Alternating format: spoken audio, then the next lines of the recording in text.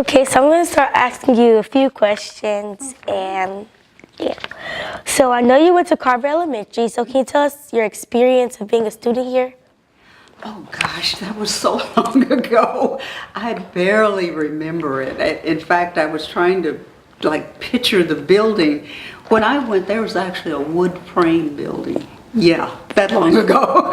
There was a wood frame building and a different building. I thought when I first came, I thought it was the same because it was a low flat building and about the same color, but this is a totally new building. So I never actually set foot in this one, but it was still Carver. It was Carver. So can you tell us what it was like being an illustrator and a commercialized? Well, it's a cumulative thing. It's something that started many, many years ago when my son was young. Very slow. I'd get a job every 2 or 3 months, but the longer I worked, the more work came in and I got more and more jobs and better jobs. But it's a wonderful way to express yourself, and like I said, and be able to stay at home and work and keep a child and everything. So that was important to me when I first started. Well, that's good. So how did you know that artist was the career for you? Well, I tell people I actually went to school to study psychology. I went to Phillips University and I was going to major in psychology, but I took just one art class just as an elective, and I looked at my work and I compared it to the other students' work, and I said maybe I got something special. So that's why I transferred to the Memphis College of Art to study art, because I feel like, if God gives you a talent, it's kind of a slap in the face to him if you don't use it. You know what I mean? If God gives you a fantastic voice and you say, well, I'm not going to sing. Well, it's like you're kind of disrespecting him not to use it. So that's why I feel like it was my obligation to use something that he gave me. So yeah. So can you tell us the importance of having a mentor? I think it gives you someone to look up to and someone to guide you. I mentioned Lee Anthony, who was one of the teachers that taught me at Central. He was so instrumental in my life, in showing me things that I needed to know when I first started. And I think, it gives you something to aspire to. And a mentor is someone to give you a little guidance. So that's important. Well, I don't have a mentor, so. But we know you worked on Park Avenue in New York City in the early 1970s during the height of advertising boom. What was it like being an artist during the time of ad events? Well, I was just a sketch artist there. I didn't do anything major or spectacular, but I was just beginning to find out about illustration and freelance illustration and everything. And as I said, one of the best jobs of my career did come very early. I was one of the first 4 artists hired for the Great Kings of Africa poster series. And but that came through one of my agents. My agents found the job, and I had no idea that campaign was going to become so significant like it was. So I don't know. Sometimes I think things are just luck, being in the right place at the right time sometimes, But that campaign in 1975 gave a tremendous boost to my career. Well, that's good. What was it like being an artist in New York City in 1970s? Well, like I said, that was the beginning of it. Things were pretty slow then because my son was young, and I did get that Anheuser-Busch thing, but I did like my first book and jobs here and there, so things were kind of slow for me starting out, but I was learning. That was the learning period. The more I did, the longer I worked, the more I knew what I was doing and knew how to get it. I had artists represented. Those are people to find the jobs and negotiate fees and do all of that legwork. And I got a chance to basically just stay at home and paint and work. So that was the early part of my career. So So when did you first start becoming a successful artist?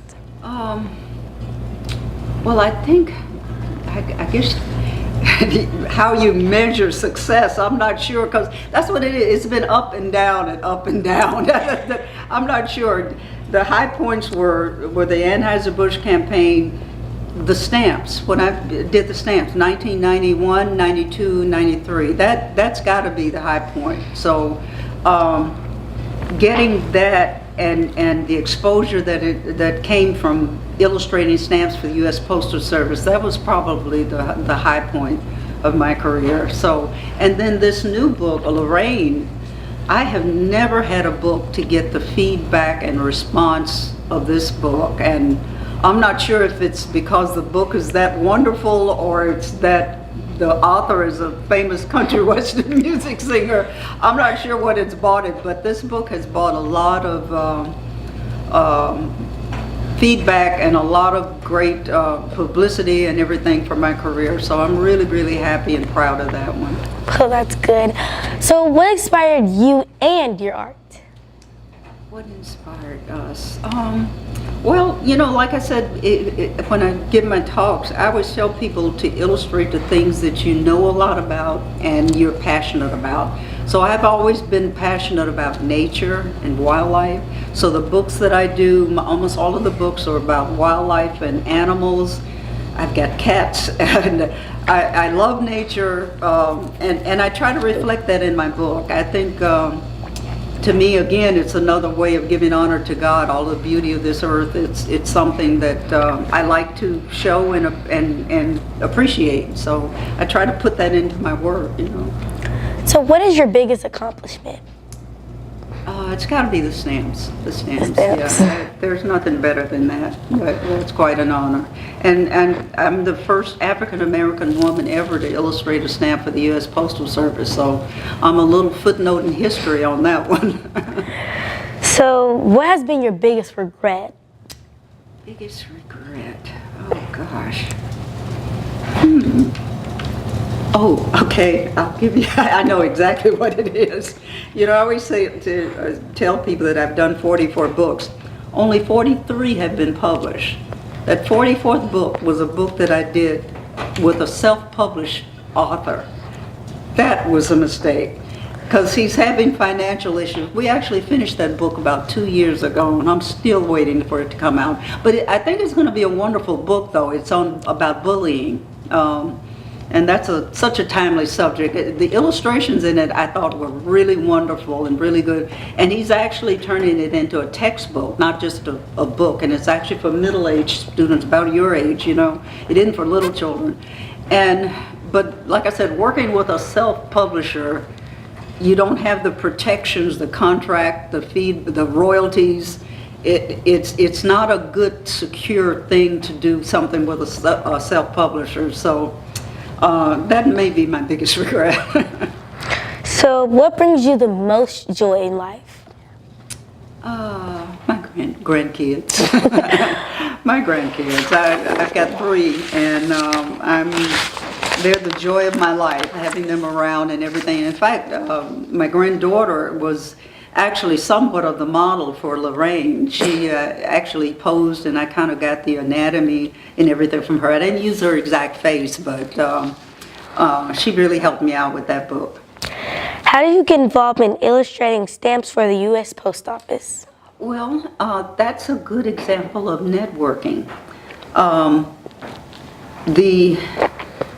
When I did the Great Kings and Queens of Africa, there were 4 of us that were first hired for us. Jerry Pinkney, Thomas Blackshear were one of them, and they did stamps. And Jerry Pinkney did the first 10 stamps in the Black Heritage series.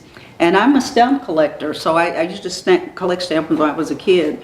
And so I wrote to him and asked him how to get a job like this. And it turned out he was the art director for the Black Heritage series. So he took my work to Washington and showed the Stamp Advisory Committee my work, and you know, told them of my interest in it, and I was hired because I knew him. So you know, I always tell people, a lot of times those connections, it's sometimes who you know. So it was a wonderful, lucky thing that I knew Jerry Pinkney, and that's how I got to do the stamps. Well, what actually made you want to write the Lorraine book? Oh, I didn't write it. I'm just I mean, illustrated. Yeah. illustrated. Illustrated, yeah.